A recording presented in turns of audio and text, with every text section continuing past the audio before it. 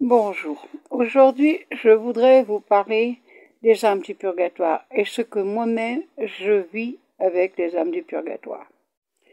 Je suis suivie par un père spirituel que je connais depuis 33 ans. J'ai vécu beaucoup de choses, mais vous voyez, le problème aujourd'hui, c'est que les gens croient qu'après la mort, tout est terminé. Malheureusement, c'est se faire des fausses illusions. Il faut bien voir les choses comme elles sont. Que quand on décède, c'est qu'un passage, et bien entendu, il ne faut pas non plus oublier comment vous aurez été sur cette terre, et dans l'état qu'au moment de votre mort que vous saurez, si vous avez du purgatoire à faire, ou alors que vous allez au paradis, ou alors que vous allez en enfer, c'est à vous aussi de choisir votre situation. Vous savez, aujourd'hui, quand on voit tout ce qui se passe sur cette terre, on se dit, mon Dieu Seigneur, il faut prier. Mais dites-vous bien une chose aussi, que toute personne, on n'est pas perdu, parce qu'à la dernière heure, le Seigneur, il nous donne encore des grâces, qu'on peut avoir un prêtre qui vienne vous confesser, et que vous puissiez avoir l'absolution de vos péchés, si vous demandez bien pardon, et qui peut vous donner aussi l'extrême onction. Là, vous pouvez dire que vous mourrez dans la loi du Seigneur, vous pouvez aller au paradis. Mais malheureusement, c'est pas pour toutes les personnes pareilles. Le moment de la mort, elle arrive quelquefois au moment où on n'y pense pas. C'est ça. Aujourd'hui, vous êtes là et le lendemain, vous n'êtes plus là. Et puis alors, on dit, j'irai me confesser la fois prochaine, c'est pas grave.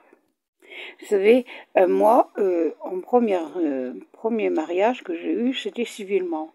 J'étais mariée que civilement, et j'ai eu 2 enfants, donc avec le père de mes enfants. Et puis après, moi, je me suis mariée à l'église avec là, c'était mon vrai mari. Et figurez-vous qu'après, le père de mes enfants est venu me voir en me disant ces choses. Tu n'as jamais été ma femme. Je suis simplement le père de tes enfants.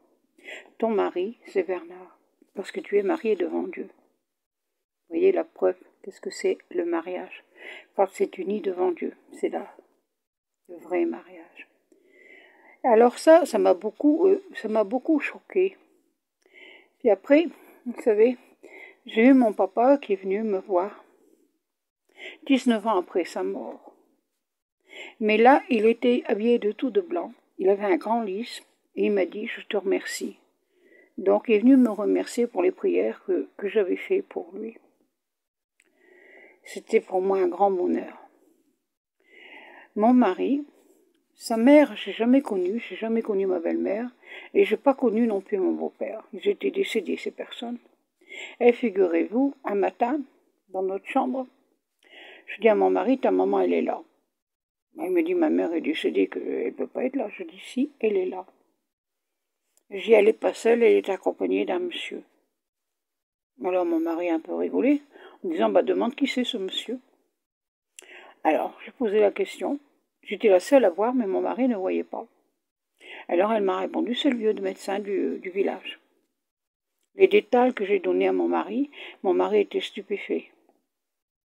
Donc, ma belle-mère, qui est réellement ma belle-mère, est venue me voir 5 fois. 4 fois avec les habits de la terre, donc elle marchait sur le carrelage dans la maison normalement. Et la 5e fois, elle a été suspendue dans les airs, elle montait au ciel, elle est habillée tout de blanc, et venait me remercier. Vous voyez, ça donne à réfléchir.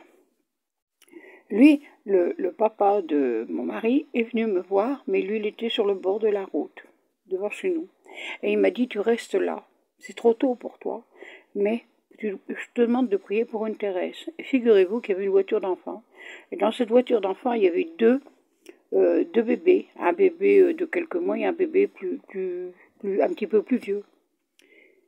Et vous savez qu'est-ce que c'était ces enfants-là? C'était les sœurs jumelles de mon mari. Il y en a une qui est décédée à 3 mois et l'autre à 9 mois. J'ai pu donner les détails des vêtements que portait son père, alors que je ne connaissais pas. Il était stupéfait. Vous savez, après la mort, c'est pas fini. Ce n'est qu'un commencement. Si vous saviez combien de personnes qui souffrent et tout. Je me souviens, j'avais une amie, et je disais toujours, prie pour les âmes du purgatoire.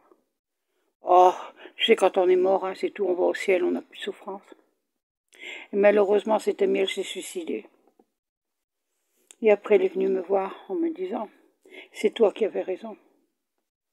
C'est toi qui avais raison. Tu sais, j'ai beaucoup à souffrir. Mais merci pour tes prières. Vous voyez, c'est pour ça qu'il faut prier pour les âmes du purgatoire. Malheureusement, aujourd'hui, on oublie. C'est ce que je vous disais dans ma dernière vidéo. C'est vrai, on fait un tas de tralala, de luxe et tout. Mais qu'est-ce qu'ils nous demandent, nos âmes? Qu'on prie pour eux, qu'on les oublie pas. Parce que vous savez, bon, vous croyez que le purgatoire, c'est pas difficile. Mais dites-vous bien que le purgatoire, c'est aussi des flammes, comme à l'enfer. Et si vous êtes condamné 10 ans ou 50 ans ou 1000 ans, il y en a aussi. Hein. Alors dites-vous bien une chose, que si vous brûlez le bout du doigt, bon, vous avez mal. Mais si vous avez ça pendant 100 ans ou 50 ans, et qu'il n'y a aucune de... Là, ça ne cicatrise pas, que vous avez les douleurs, ben là, vous savez quoi. Pour se présenter devant Dieu, il faut être en ordre. Alors, dans n'importe quel péché que vous avez fait, dans la vie que vous avez pu avoir, vous n'êtes pas perdu. Demandez pardon à Dieu, sincèrement, et allez à la confession. Remettez votre âme en ordre. Remettez-vous en ordre avec le bon Dieu. Ayez confiance. Le bon Dieu ne veut pas nous punir. Le bon Dieu ne veut pas qu'on aille en enfer. Le bon Dieu ne veut pas qu'on aille au purgatoire. Mais le purgatoire, c'est un acte d'amour, parce que pour se présenter devant Dieu, il faut être blanc comme neige. Il ne faut pas non plus oublier. Et avoir du respect. Alors, c'est ça, il faut bien réfléchir à qu'est-ce que c'est. Le purgatoire, réfléchissez et priez pour vos êtres que vous avez perdus. Les souffrances que vous savez, il n'y a personne qui est... Moi aussi, vous savez, j'ai mes souffrances, il ne faut pas penser. Hein. Je ne suis pas épargnée non plus, j'ai les douleurs et tout. Mais je remercie le Seigneur des douleurs que j'ai. Je dis, mon Dieu, c'est des égratignures, je te les offre pour les âmes du purgatoire. Si ça peut en sauver une. Bon, je vois ici, ça fait 6 semaines que je souffre énormément des abcès dentaires. Je ne peux pas porter ma prothèse. Bon, bah, je dis peut-être que je sauve des âmes, des dentistes, qui sont peut-être au purgatoire, qui ont besoin de ces prières. Mais je ne suis pas en colère, rien du tout. J'accepte la situation comme elle est. Je remercie le Seigneur de pouvoir, le matin, ouvrir mes yeux et dire merci Seigneur, tu me donnes encore cette chance. Parce qu'on ne sait pas si ce soir on vivra encore. Pour ça qu'une maladie, ça vous donne à réfléchir, ça vous pouvez réfléchir à de mettre votre âme en ordre. N'attendez pas, ne remettez pas au lendemain, parce que vous ne savez pas si le lendemain vous serez encore là. Alors je vous en supplie, priez pour vos âmes du purgatoire. Aimez-les, c'est les meilleurs amis que vous pouvez avoir, parce que eux, ils savent qu'est-ce que c'est. Alors dites-vous bien que la mort, ce n'est qu'un passage. Un passage. Et là, c'est la vie éternelle qui nous attend. Et si vous êtes en règle avec votre âme, ben dites-vous bien une chose, que là, vous aurez le bonheur pour l'éternité. Alors faites apprendre à vos enfants la prière, pas du fanatique, naturel. Vous savez, il y a des gens, ils n'ont jamais prié, mais ils ont la charité dans le cœur. Et ils aident tout le monde. Ces gens-là peuvent aller tout de suite au paradis, alors qu'il y en a qui sont toujours avec leur chapelet et tout, et ils disent que du mal sur des autres. Vous savez, dans ma vie, j'ai eu la chance de connaître Maria Sima. Ce Maria Sima, elle avait été au courant de moi par des âmes du purgatoire. Et, comment dire, les gens lui ont dit, on va venir avec. Donc je suis allée, j'ai pu la rencontrer, Maria Sima. Vous savez, Maria Sima, c'était une femme toute simple. Mais, qu'est-ce qu'elle a souffert, cette femme? Elle a tout offert. Quand on voyait cette personne, Maria Sima, quand vous la voyez, c'était une personne toute simple. Et quand elle parlait des âmes, parce que cette femme-là aussi ne savait pas les gens qui venaient la voir, elle lui disait leur nom, les adresses et tout. Vous savez, c'est ça qu'il faut voir. C'est important. On ne peut pas mentir dans ces choses-là. Quand on voit ces choses-là, vous ne pouvez pas mentir. Et moi, je dis qu'est-ce que je vois. Je suis suivie. Et je peux vous dire, malheureusement, c'est qu'il y en a beaucoup au purgatoire. Énormément. Le purgatoire est rempli. Et puis des personnes, la famille qui ne pense plus à eux, qui sont complètement oubliées, où il n'y a pas une prière pour eux, il n'y a pas une messe dit pour eux. Vous vous rendez compte? Alors, faites-en vos amis. et vous verrez comme vous serez heureux. Et apprenez à vos enfants, apprenez-leur bien à aimer une grand-mère qui est décédée ou un grand-père, à ne pas les oublier. Parce que dites-vous bien, ils sont toujours à côté de nous. Bien sûr, quand on a la grâce, c'est une grâce. Quand je vois des âmes se promener chez moi, même dans ma maison, vous savez, au début, j'étais saisie de qu'est-ce que j'ai vécu. Mais c'est comme ça, il faut accepter. Faut pas compliquer la vie. J'ai eu un jeune gamin qui allait être prêtre. Et ce gamin, il est décédé d'un cancer avant d'être ordonné prêtre.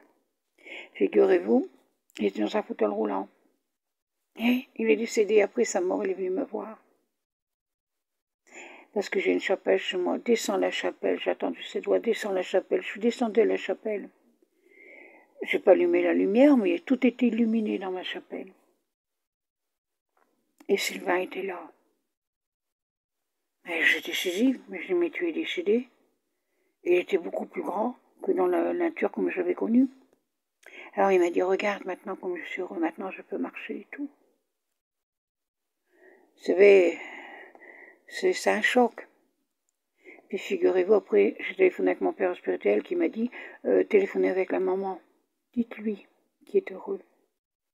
Alors j'ai téléphoné avec la maman, mais je dis qu'est-ce que je comprends pas, c'est qu'il était beaucoup plus grand que moi je l'ai connu. Mais elle m'a dit c'est normal, on lui donnait des médicaments pour pas grandir avec le cancer qu'il avait, il pouvait pas grandir.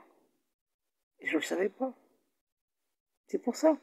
Vous savez, une personne qui a des contacts comme moi, qu'est-ce que je vis, je peux pas vous mentir. Alors c'est pour ça, vous voyez, je voudrais que ça reste, que vous puissiez comprendre que les âmes du purgatoire sont nos meilleurs amis. Ils sont avec nous. Moi, j'ai eu la grand-mère de mes enfants, la grand-mère paternelle, qui a été très dure avec moi. Et après 25 ans après sa mort, elle est venue me voir en me demandant, vous me pardonnez? Je dis, bah oui, je vous pardonne. Qu'est-ce que vous voulez que je fasse? Le longtemps que je vous ai pardonné, je prie toujours pour vous. Vous voyez, c'est pas fini. Et j'ai une tante de mon mari qui est décédée en ne voulant pas pardonner. Et ben après, elle est venue me voir en me disant, pourquoi je t'ai pas pardonné, pourquoi j'ai pas pardonné mon neveu? Alors que non, on n'était pas en faute. Je dis, moi, il y a longtemps que je vous ai pardonné, ma tante et mon mari aussi. J'ai beaucoup prié pour elle. Beaucoup. Après, elle est venue me revoir. Elle était dans une meilleure situation. Mais elle m'a dit, je dois encore rester longtemps ici. À l'endroit où elle se trouvait. Alors réfléchissez bien, qu'est-ce que c'est avec les âmes du purgatoire? Ayez du respect pour vos morts. C'est pas les fleurs, c'est pas tout ça. Quand vous allez au cimetière, prenez de l'eau bénie, bénissez la tombe. Faites une prière. Des profondeurs. Approfondie. Dites-le Notre Père, je vous salue Marie, je crois en Dieu.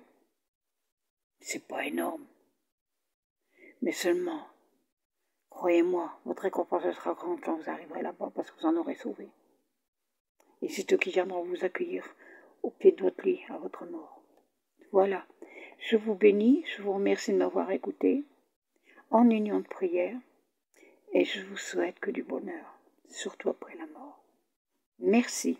Au revoir.